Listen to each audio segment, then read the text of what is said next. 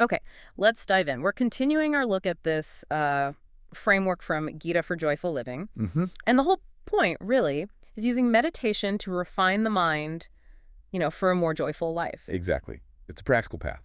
So today we're going to unpack the next couple of steps in that 14-step process, steps 2 and 3. Right. With a real focus on step 3, because Yeah. it's quite foundational. Okay, so step 2 first, though briefly. It's about selecting an appropriate lifestyle. Yeah. The source lays out two main paths, what it calls a professional lifestyle and a spiritual lifestyle. And the suggestion, initially at least, is for most people to start with a professional one. That's right. It suggests following that maybe up to step 10. It seems to be presented as perhaps more manageable for many people starting out. But it's not rigid. The source does say you can continue with the professional lifestyle all the way through. It just notes it might take a bit more, time and conscious effort compared to this spiritual path later on. It's about understanding the different demands, really. Which brings us then to step 3. And this is where we wanted to focus a bit more, setting or modifying your daily routine. Yes, and this is, I think, a really crucial point the source makes. You might set aside, say, 15 minutes, maybe even an hour for meditation. Right.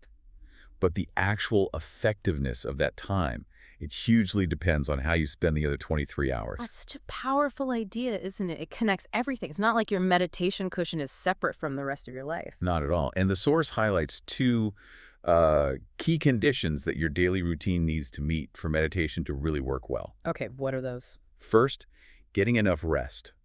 Proper rest for body and mind. It specifically warns against a lifestyle that's just too hectic. Because that chaos just carries over, right? It makes Yeah. it hard for the mind to settle down. Exactly. And the second condition is about alignment, making sure your actions are in line with what the source calls dharma, sort of righteous action or duty. And it's pretty direct about this. It says if your actions aren't aligned, our own mind will not allow us to do any meditation. It's like you create your own internal obstacles. Yeah, internal resistance. So to help build that alignment and rest, the source gets quite specific with a list of do's and don'ts for the daily routine. Think of them as cultivating the right soil, for the meditation practice to grow. Okay, so what's on the list? Well, it groups them. First, there are 5 evils to abstain from. Things like don't be violent, don't lie, don't steal. Okay, the basics of ethical conduct, really. Yes. And also avoiding immoral sex. And interestingly, not accumulating wealth without spending it proportionally. So avoiding hoarding, perhaps. And then there's the flip side, the do's. Right. 5 noble deeds to actively practice. Uh-huh. Things like maintaining purity, both internal, like thoughts, and external. Contentment. Yes. Being content. Practicing austerity, maybe simplicity or self-discipline. Doing scriptural study, like contemplation. And surrendering to God or a higher power. So it's a mix of ethical guidelines and internal cultivation practices. Exactly. They're actions that shape your inner state throughout the day. Purity isn't just washing your hands, it's mental clarity too. Contentment reduces that constant wanting. Makes sense.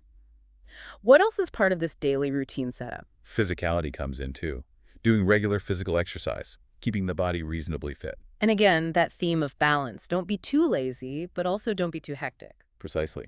It also mentions breathing exercises, pranayama, the inhaling, retaining, exhaling cycle, though it does note you need proper guidance for that. Okay. And then there's this idea of self-restraint and balance just generally throughout the day. Yeah, this seems really important. Practicing a kind of withdrawal from just constant external stimulation, observing how thoughts pop up from sense objects. Without just jumping on every impulse. Right.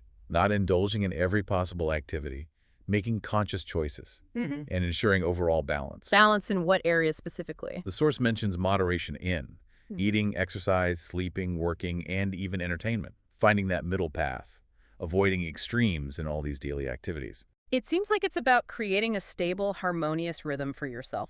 I think that's exactly it. And the source is quite blunt about lifestyles that make progress hard. It gives examples like Oh, yeah, I remember this part. it mentions a terrorist, a thief, a stock market broker, and such persons whose lifestyle involves constant threats from the environment. Wow, quite a range there. But the point is about the inherent instability or ethical conflict. Yes. If your daily life is filled with constant threat or actions that create inner conflict, it generates this mental static that makes deep meditation very difficult, if not impossible, according to the text. So pulling it all together, the ethics, the internal practices like contentment, the physical care, the moderation, it's all presented as absolutely foundational, isn't it? Absolutely. These aren't just suggestions. The source frames them as the necessary conditions, inside and out, that you need to establish before you can really progress in meditation and find that joyful life it talks about. It really shifts the perspective. Mhm. Meditation isn't just a 15-minute activity. It's deeply interwoven with how you live all the time. Mhm. Okay, so maybe a final thought for you, the listener, to consider as we wrap this up.